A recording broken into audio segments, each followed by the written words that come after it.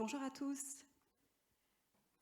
Je suis ravie de vous présenter aujourd'hui les résultats d'une étude sur l'intégration du laboratoire de bactériologie, le Minilab, dans un hôpital en République centrafricaine.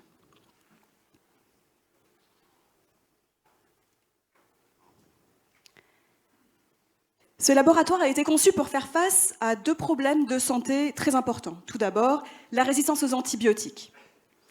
Le niveau de résistance des bactéries communément rencontrées est beaucoup plus important dans les pays à faible et moyen revenu qu'à revenus élevés. Le fardeau des décès attribuables à la résistance aux antimicrobiens est estimé à plus de 1 million dans le monde, avec les taux les plus élevés rencontrés en Afrique subsaharienne. Aussi, la très forte prévalence et mortalité estimée due aux infections du sang, les sepsis, qui sont souvent sous-diagnostiquées du fait d'un manque de laboratoire. Ce manque de laboratoire est dû aux importantes contraintes liées à leur mise en place et à leur maintien dans les contextes où MSF travaille, en particulier le manque de ressources humaines qualifiées et les contraintes logistiques. MSF déjà travaille avec une trentaine de laboratoires de bactériologie, dits conventionnels. Mais devant l'ampleur des besoins et des contraintes, MSF a décidé de développer un laboratoire de bactéries qui est tout un an, dont la qualité est prouvée et contrôlée, adapté aux pays à ressources limitées, simple d'utilisation qui peut être utilisé par des techniciens de laboratoire non experts, et facilement déployable, dans le but d'aider au diagnostic des septicémies et maintenant aussi d'infections urinaires, pour améliorer la prise en charge du patient et surveiller l'antibiorésistance dans des zones qui n'ont pas accès à des laboratoires conventionnels. Ce processus de développement a pris plusieurs années. Après des années des études en laboratoire, nous avons installé le Minilab à Drouillard, en Haïti, pour valider les procédures sans l'intégration dans le circuit de soins, mais en parallèle du laboratoire de routine habituel. À la suite de cette évaluation, le Minilab a subi des adaptations, puis a été déployé à Carnot, en Centrafrique, pour cette fois une évaluation en situation réelle, c'est-à-dire complètement intégrée dans un hôpital n'ayant pas accès à un laboratoire de bactériologie. Notre étude a visé principalement à évaluer les performances du Minilab par des indicateurs clés comparés aux données de la littérature et aux méthodes de référence dans un laboratoire en France. De plus, nous voulions décrire la facilité d'utilisation du Minilab par les techniciens de laboratoire, ainsi que les changements de prescription antibiotique suite à la réception des résultats du Minilab par les cliniciens. La description des pathogènes rencontrés ainsi que leur profil d'antibiorésistance ne sont pas abordés dans cette présentation. L'étude s'est déroulée à Carnot, dans un hôpital de district soutenu par MSF depuis 2009, dans la pédiatrie, dans la nutrition, la néonatologie et la médecine interne.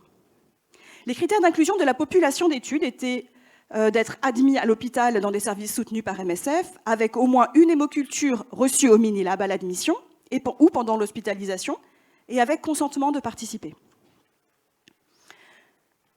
Nous avons collecté 4 types de données. Des données bactériologiques, identification des bactéries et leur antibiogramme, provenant de 2 sources différentes, celle du Minilab à Carnot, puis celle du laboratoire de référence à Paris, qui a testé les souches stockées et envoyées à l'aide de méthodes de référence. La facilité d'utilisation du Minilab par l'auto-administration de questionnaires par les techniciens de laboratoire à 3 reprises, ainsi que l'évaluation de leurs compétences collectées par un microbiologiste à l'aide de checklists standardisées, également à 3 reprises, et enfin des données cliniques et thérapeutiques pour les patients avec des hémocultures positives qui ont été considérées par les cliniciens comme pathogènes.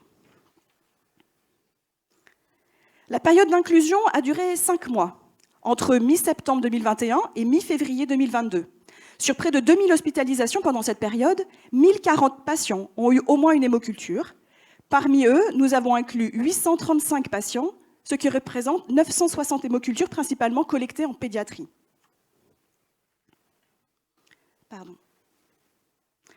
Concernant les indicateurs clés de performance du Minilab, le taux de positivité pour pathogènes était de 12,5%, ce qui est cohérent avec d'autres études publiées sur une population similaire.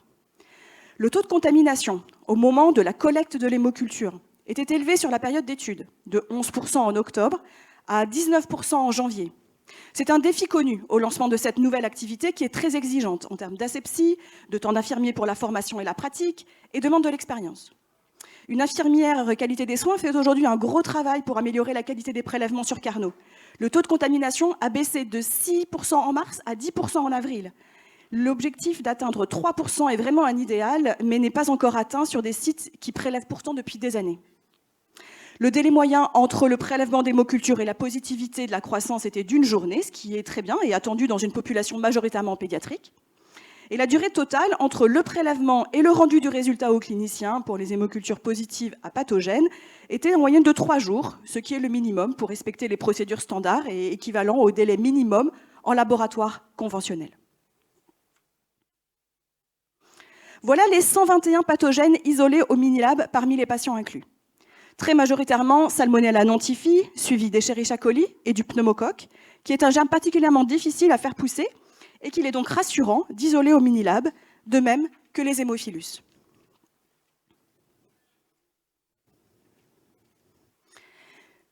Sur ces 121 pathogènes, 88 ont été envoyés pour l'instant au laboratoire de référence en France pour analyser par méthode de référence. 32 patientes encore à Bangui. Parmi ces 88 souches testées en France, 6 n'ont pas repoussé et 6 ont eu des problèmes au moment du souchage. Par contre, sur 73 souches, le laboratoire de référence a confirmé le genre trouvé par le Minilab et également l'espèce pour la grande majorité des souches. 5 étaient discordantes au niveau de l'espèce, mais sans conséquence sur la significativité clinique. 3 souches n'ont pas été correctement identifiées par le Minilab et pourraient avoir eu un impact sur la significativité clinique. Par exemple, un Streptococcus pneumoniae a été identifié à la place d'un Streptococcus oralis.